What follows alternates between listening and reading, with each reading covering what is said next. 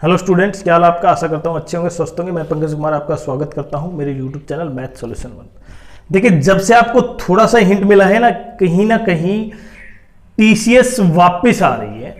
और एडीकेटीवी का जो एग्जाम कराए थे सिलेक्शन पोस्ट और स्टेनो के, वो कहीं ना कहीं एग्जाम लगभग फेल हो गए, क्योंकि मतलब उस तरह से नहीं हो पाए थे। तो जैसे ही ये पॉइंट सामने आया बच्चों के कि टीसीएस को वापस लाया जा रहा है, तो सबसे बड़ी खुशखबरी तो यही होगी कि टीसीएस वापस आ गई तो कहीं ना कहीं फेयर चांस है। लेकिन अब दूसरा पॉइंट, क्योंकि अभिनय सर ने ये बताया कि अभी टीसीएस जो इंटरनल सोर्स है ना, उसके बेसिस पे ये पॉइंट सामने आ रहा है कि टीसीएस वापस आ रही है। अब क्योंकि किस बेसिस पे एडीकेटी को हटाया गया है ये तो आप समझेंगे, क्योंकि ट्रायल पीरियड लगभग 180 दिन का था। और वो 180 दिन लगभग, क्योंकि एग्जाम आपका जो इंफॉर्मेशन है वो फर्स्ट वीक ऑफ सितंबर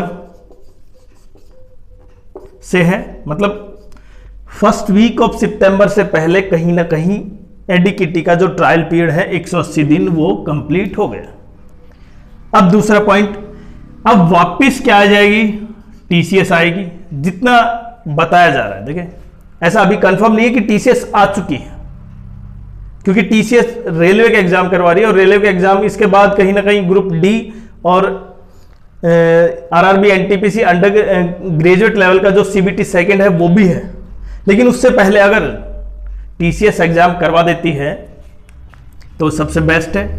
और टीसीएस का अभी कंफर्मेशन नहीं है, लेकिन सीजीएल एग्जाम जितना बड़ा है ना वो टीसीएस ही करवा सकती है। हालांकि टीसीएस के पास इतने अच्छे इंफ्रास्ट्रक्चर और इतने अच्छे सेंटर हैं, लेकिन इसके बेसिस पे इन पे पास नहीं थे। लेकिन पीछे जब जितने भी आप देखें जो टीसीएस ने एग्जाम करवाए, उसमें सबसे बड़ा पॉइंट क्या था कि कंडक्टिंग एजेंसी भी टीसीएस ही थी, और जो पेपर बनाने वाली थी ना वो भी एजेंसी टीसीएस ही थी। मतलब कंप्लीट कंट्रोल किसका था, टीसीएस का था। तो इसलिए अब टीसीएस को लाने में एक पॉइंट यह है कि टीसीएस तो आ जाएगी, ठीक है, आप कंडक्ट करवाइए, पेपर भी बनाइए, चलो कोई नहीं।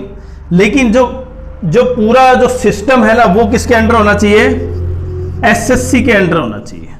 और एसएससी डिसाइड करे कि नॉर्मलाइजेशन और बाकी फैक्टरों के बेसिस पर क्वेश्चन किसको कितने मार्क्स मिले। लेकिन अभी कंफर्म नहीं, मैं फिर से बता रहा हूं, अभी कंफर्म नहीं है कि टीसीएस वापस आ गई है।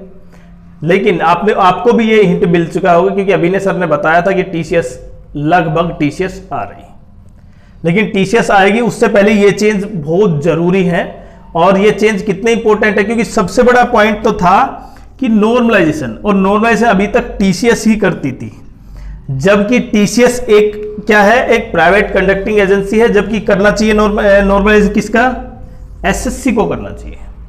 पेपर का इवैल्यूएशन करने के बाद एसएससी को करना चाहिए, किसके बेसिस पर कितने मार्क्स मिलेंगे। तो कहीं ना कहीं ये जो सुधार होगा अब हम देख पाएंगे 2025 में कि नॉर्मलाइजेशन अब शायद एसएससी करे, वो तब जब टीसीएस आए। हालांकि पेपर देखें, अब भी अगर एडीकेटी होती तब भी अब नॉर्मलाइजेशन एसएससी ही करती। तो ये जो सुधार हैं कहीं ना कहीं काफी अच्छे हैं बच्चों के लिए। लेकिन एक पॉइंट मैं फिर से बता देता हूं, जो यहाँ पे जो ट्रायल पीरियड है वो लगभग नेक्स्ट वीक, मतलब सितंबर फर्स्ट वीक से पहले कंप्लीट हो जाएगा, 180 दिन, 3 महीने का। और उस ट्रायल पीरियड में इसने 2 एग्जाम लिए थे एडीकेटी ने। कौन कौन सा, एक तो सिलेक्शन पोस्ट का जिसमें बच्चों की संख्या कम थी, सीजीएल से बहुत ज्यादा कम, और दूसरा स्टेनो का था, उसमें और भी कम थी। लेकिन ये दोनों एग्जाम सही ढंग से नहीं लेने के कारण जो विषय ऊपर सामने आए उसे देखते हुए अब कहीं ना कहीं ये जो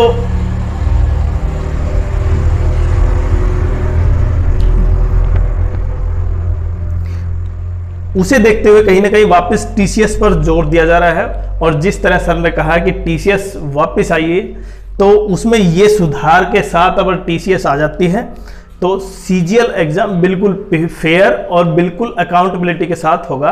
बाकी आपकी क्या राय है, आप जरूर कमेंट्स करें।